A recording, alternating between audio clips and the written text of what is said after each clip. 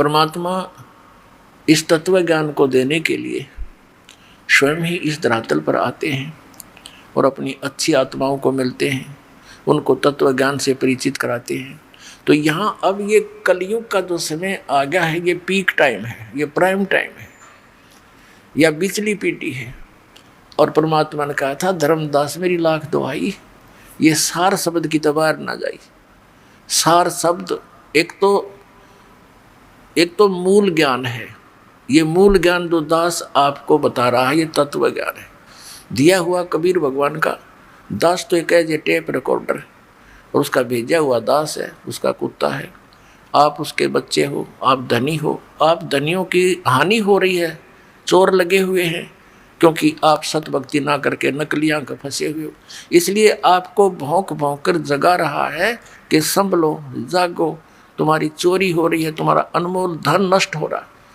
अब जो पुण्यात्मा होते हैं वो कुत्ते की आवाज़ को सुनकर धनी होते हैं, वो अवश्य जागते हैं। निर्धन तो पड़ा रहेगा, उसने सोचा 2 थाली पड़ी है, ठा ले जाएगा, को उठाओगा तो सोवन ठाटते। और जो धनी होते हैं वो अवश्य फड़कते हैं। यानी जो पुण्यकर्मी प्राणी हैं वो कहीं भी नकलियों के फंसे हैं, वो अवश्य फड़क रहे हैं इस दास की आवाज़ को सुनकर, क्योंकि ये सत्य पर आधारित है। वो केवल निराधार कथाएं सुना रहे हैं, वो दूसरे नकली पंथ और संत। तो पुण्यात्माओं, अब वो समय आ गया है। परमात्मा ने 600 वर्ष पहले कहा था कि एक समय आएगा धर्मदास, पूरे विश्व में मेरा ही ज्ञान रहेगा और पूरे मेरे बच्चे मेरे को पहचानेंगे और मेरी शरण में आवेंगे, सतनाम का नाम लेकर के सतलोक जाएंगे। वो 2 अक्षर का मंत्र है सतनाम। इस सतनाम को देने का इस विश्व में कोई अधिकारी नहीं है पुण्यात्माओं, इस दास के अतिरिक्त। यह अभिमान ना समझना, ये तत्व ज्ञान समझना, यानी सच्चा ज्ञान समझना। तो उस परमात्मा ने दास को आकर के स्पेशल कहा कि बेटा कर दे शुरू। सन 1997 में इस दास को परमात्मा आकर मिले और कहा कि अब यह समय आ गया है, अब खोल दे इस पिटारे को, भंडारे को, और तेरे साथ रहूँगा, चिंतित मत होना।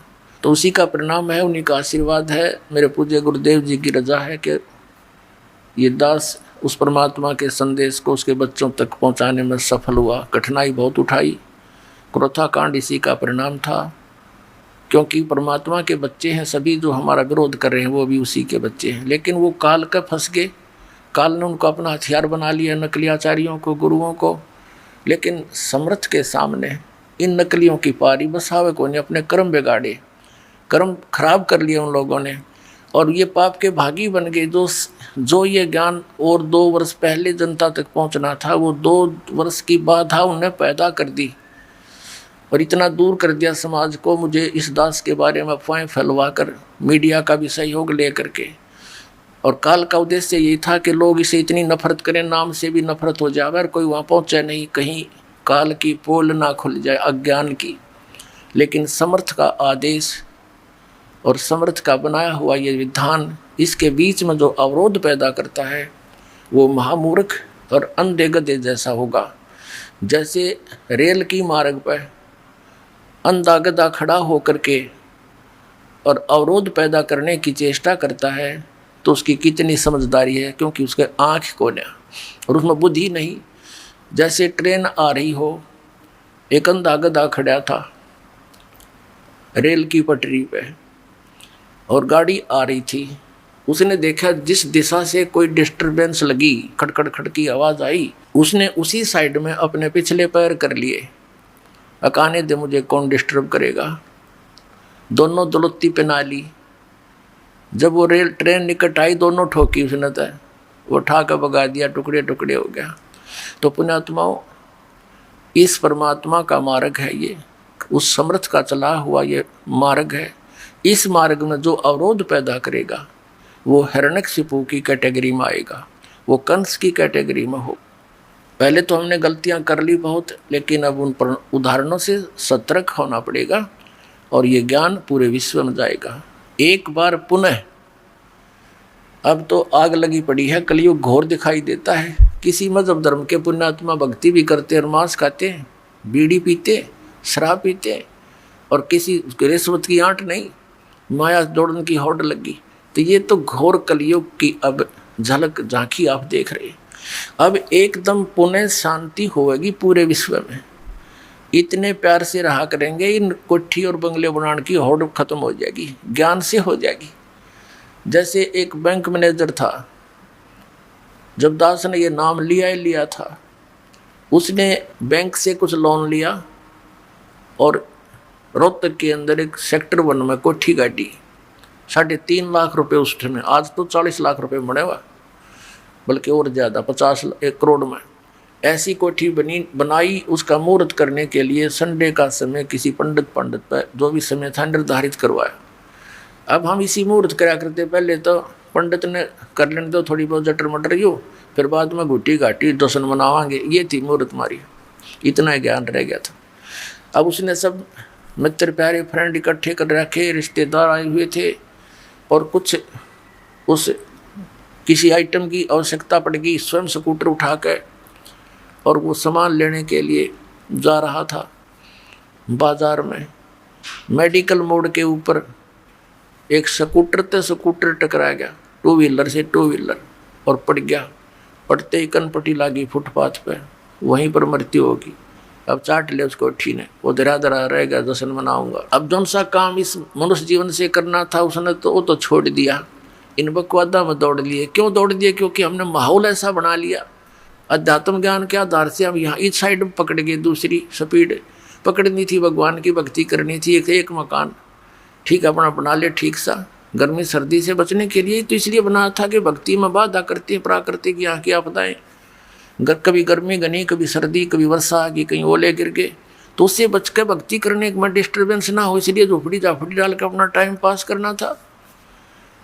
अब जैसे क्योंकि वो बातें पहले तो असर करे नहीं थी, यो नाम लेने के बाद तो कति कलेजे में लग गए ये बातें सचमुच। यो के सांग होया जब दास ने ये मार्ग प्रारंभ किया था, आदेश हुआ था गुरुदेव का। हमारे पास इतनी सुविधा नहीं थी। एक भक्तों ने एक जीप लेनी थी लोन पे, तो उसका फाइनेंस करवाया। रोहतक के अंदर एक व्यक्ति था, वो फाइनेंस करता था,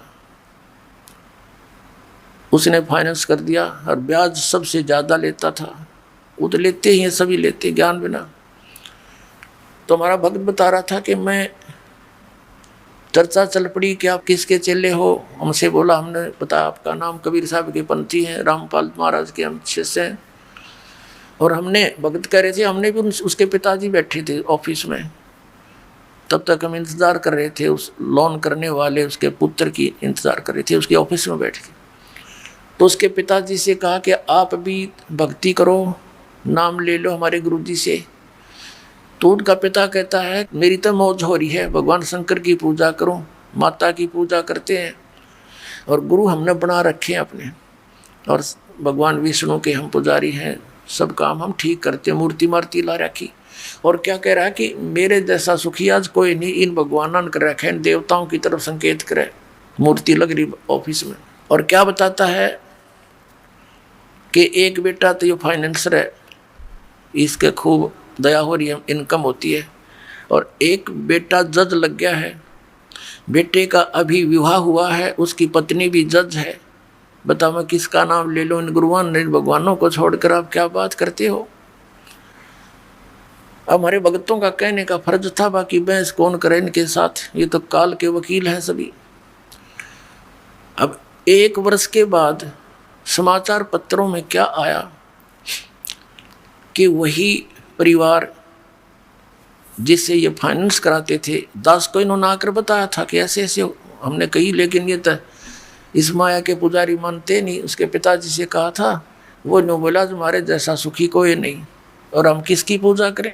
उन्होंने कोई धार्मिक अनुष्ठान करवाया था, समाचार पत्रों में सच्चाई थी या जो दास बता रहा है, धार्मिक अनुष्ठान कराया था। धार्मिक अनुष्ठान के बाद जैसे फूल फाल चढ़ाते हैं, कोई हवन की राख रूख बच जाती है, उसको आदर के साथ जल प्रवाह करते हैं। अब वो समागम हो लिया, पहले दिन अनुष्ठान करवाया था, हवन उनके गुरुजी ने कराया था, और अगले दिन उस हवन की उस राख को, फूलों को उठा करके वो दोनों भाई, जज और वो फाइनेंसर, इधर दिल्ली रोड के ऊपर एक JLN है, जवाहरलाल नेहरू कैनाल, उसमें पानी बहुत चलता है, उसमें चले गए। ड्राइवर उनके साथ था उन फूलों को जल प्रवाह करने के लिए। अब जो ही उन्होंने जल प्रवाह के लिए फूल फेंके तो वो स्लोप ज़्यादा है ऐसे उस दरिया उस नहर का कैनाल का, वो ऊपर पटरी पर गिर गए। अब उसने सोचा कि ले थोड़ा सा इनको नीचे सरका देता हूँ। अच्छे एक भाई ने हाथ पकड़ लिया, एक नीचे को होकर सरकाने लगा। उसका काई लगी हुई थी, पानी कुछ डाउन हुआ था, पैर फिसल गया। वो दूसरा भाई भी साथ में और वो भी तैरना कोई से नाव नहीं, दोनों मर गए, डूब गए। वो जज भी मर गया और वो फाइनेंसर भी मर गया। पेपर में आई, ड्राइवर खड़ा खड़ा देख रहा। उसने फ़ोन किया, इकट्ठे हुए। तीसरे दिन लाश मिली थी वहाँ शालावास पंप हाउस पर जाके। अपने आत्माओं देखो, परमात्मा हमें आगाह कराते हैं कि जब तक तुम्हारे पुण्य चलते हैं पूर्व जन्म के, आपकी पूर्व जन्म की बैटरी चार्ज है तो आपको सब सुविधाएं प्राप्त रहेंगी, चाहे आप किसी की पूजा करो चाहे ना करो, यानी सत भक्ति ना करके अन्य चाहे पूजा करो चाहे ना करो। और आप ये सोचते रहते हो कि जो साधनाएं हम कर रहे हैं इससे हमें ये पुण्य हो रहा, लाभ हो रहा है।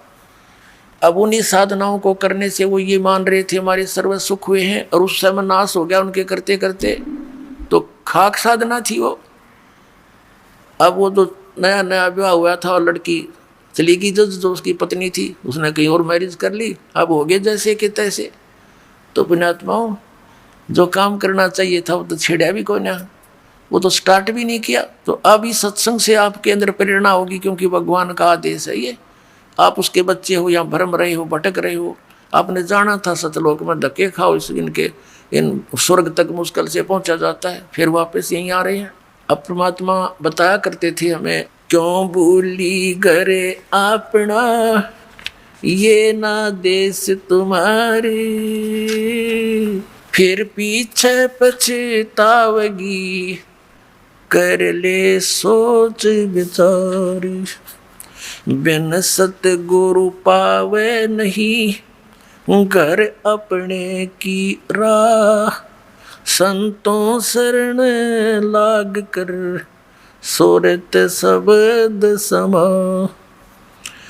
संख असंख्यों कोस है तेरे पिया का देश, एक पलक में पाइए ले सतगुरु उपदेश, सोन सलैली गैल है गगन मंडल के माही, बिना प्रेम पावे नहीं चाहे करोड़ समाधि ला, नितानंद लो लायक चढ़ो मैल मंजार, फिर न भव जल आइए ये स्वप्ना संसार, होले सुहागण सुरता त्यारे मालिक घर जाना है तू तो, होले सुहागण सुरता त्यारे मालिक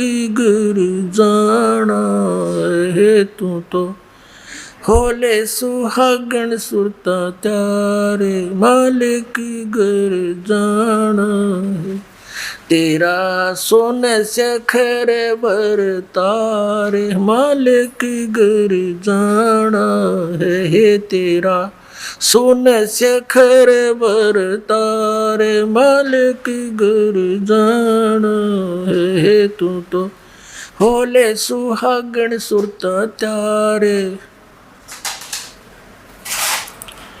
नाले धोले ओढ़ पैर लेकर सोड़ा श्रृंगार, नाले धोले ओढ़ पैर लेकर सोला श्रृंगार, आज नहीं तय तड़के परसों आवेंगे तेरे लड़ियार मालिक घर जान है तू तो, होले सुहागण सुरता त्यार है तेरा सोन सखर बर तार मालिक घर जान है, तेरे साथ किए कितनी जाली तू क्यों लारी वार, तेरे साथ की कितनी जाली तू क्यों लारी वार, गुड़िया खेलत जन्म गवाया लाया है नहीं बेचारे, मालिक घर जान है तू तो होले सुहागण सुरता त्यारे, है तेरा सुन शेखर बर तारे, मालिक घर जान। सतगुरु मारे बाणिया है करते बनज व्यवहार, सतगुरु मारे बाणिया है करते बनज व्यवहार, बिन डांडी बिन पालड़े है तोले दिया संसारे, मालिक घर जाना होले होले सुहागण सुरता त्यारे, मालिक घर ए तेरा सुन शेखर बर तारे, मालिक घर जाना है तेरा सुन शेखर।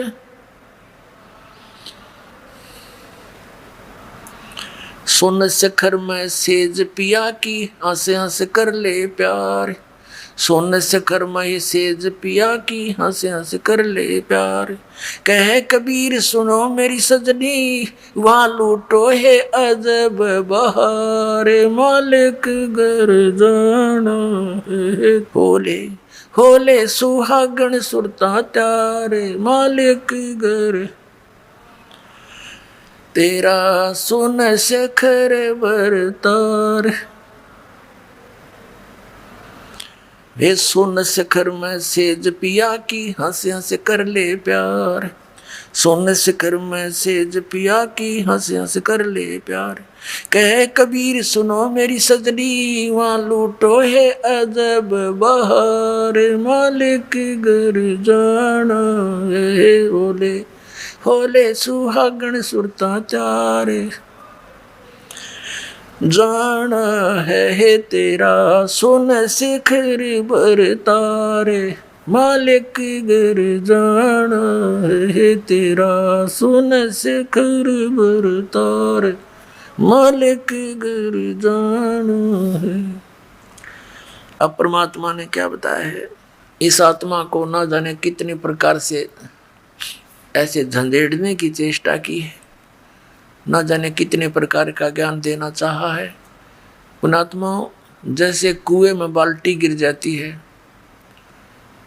और उसको निकालने के लिए हुक होते हैं, कांटे बोल रहे हैं उसको, हुक से बना करके ऐसे उल्टे सुलटे से और 20-25 इकट्ठे ही जुगाड़ कर दिया जाता है, उनका एक कड़े में लपेट दिए जाते हैं, रस्सा बांध कर वो कुएं से निकालने के प्रयत्न किया जाता है। बाल्टी तो वो एक हुक में उलझ सकती है, एक से एक ही पर्याप्त था, लेकिन नहीं, इसलिए उल्टे कई डालने पड़ते हैं, ना जाने कौन से में उलझ जावा, एक तक पास से घूमता रहा है।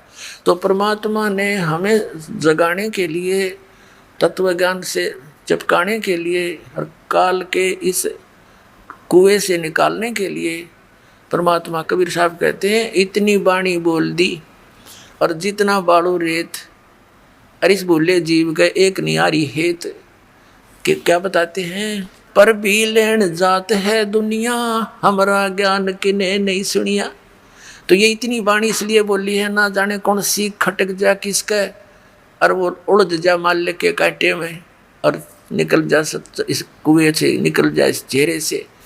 तो इस प्रकार परमात्मा बताना चाह रहे हैं, ये एक आत्मा सुरता को या आत्मा कहा है और इसको समझाने की चेष्टा की है कि होले सुहागण सुरता त्यार तन माल्य के घर जाना है। हम सबका स्वामी, हम सबका धनी, हम सबका खसम, यानी एक ही है, मालिक कहो, पति कहो, स्वामी कहो या भगवान कहो, तो वो एक ही है। अब इस आत्मा को ये कह रहे हैं परमात्मा अपनी ही महिमा एक डबल रोल करके हम तक बता रहे। वैसे तो परमात्मा ने बहुत, कबीर परमेश्वर जी ने कई बार कहा कि आई एम गॉड, हम ही अलख अल्लाह हैं, कुतुब गौस और पीर, यानी हर तरह के, जैसे कोई साधु रूप में, पीर रूप में, पैगंबर यानी संदेश वाहक, तत्वदर्शी संत जगत गुरु बनकर मैं ही आता हूँ, और हम ही अलख अल्लाह हैं, और कुतुब गोस और पीर, गरीबदास खालिक धनी मेरा नाम कबीर। हे स्वामी सृष्टा में और सृष्टि मेरे तीर, दास गरीब अधर बसू मैं अवगत सत्य कबीर। मैं सतलोक में रहता हूँ ऊपर और वहां से चल कर आता हूँ आपके लिए, गोता मारूं स्वर्ग में जा बैठूं पाताल, कह कबीर ढूंढता फेरूं अपने हीरे मोती लाल।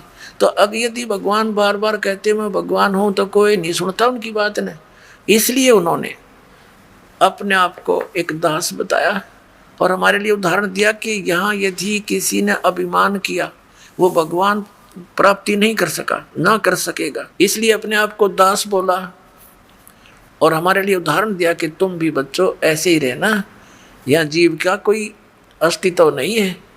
कहते मर्द गर्द में मिल गए वो रावण से रणधीर, कंस के सी चाणूर से वो हिरणा कुश बलबीर, तेरी क्या बुनियाद है तू जीव जन्म दर लेत, गरीबदास एक नाम बिना तेरा खाली रह जा खेत।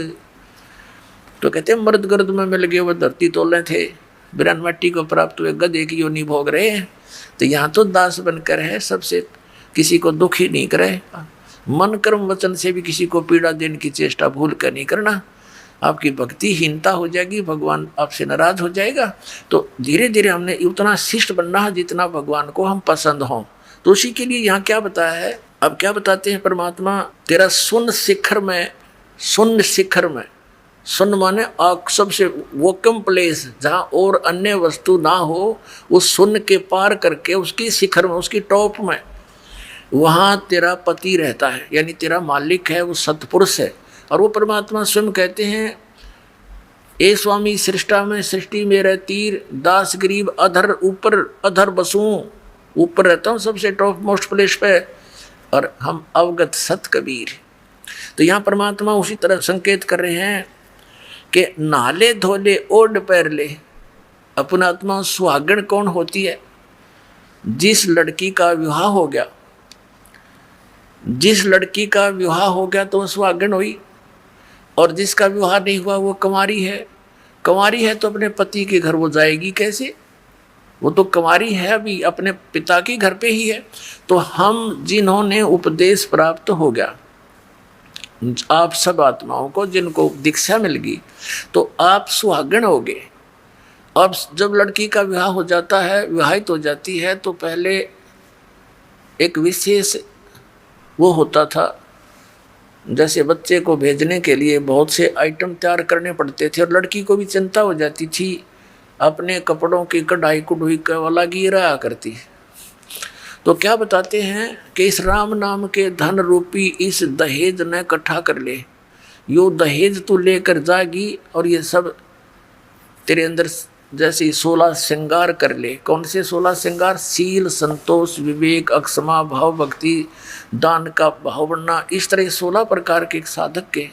वैसे तो लड़कियों को 16 श्रृंगार कहे गए हैं, लेकिन भगत के जो श्रृंगार हैं वो कर ले, जिससे तू अपने पति को प्यारी लगे। यानी मांस शराब तम्बाकू ना खाना, आन उपासना नहीं करनी, और ये शील संतोष विवेक दया भाव नम्रता, एक बहुत अच्छा मृदु भाषा, इस तरह के जो आपके श्रृंगार हैं भक्त के, यदि आप इन श्रृंगारों से युक्त हैं तो भगवान को अच्छे लगोगे।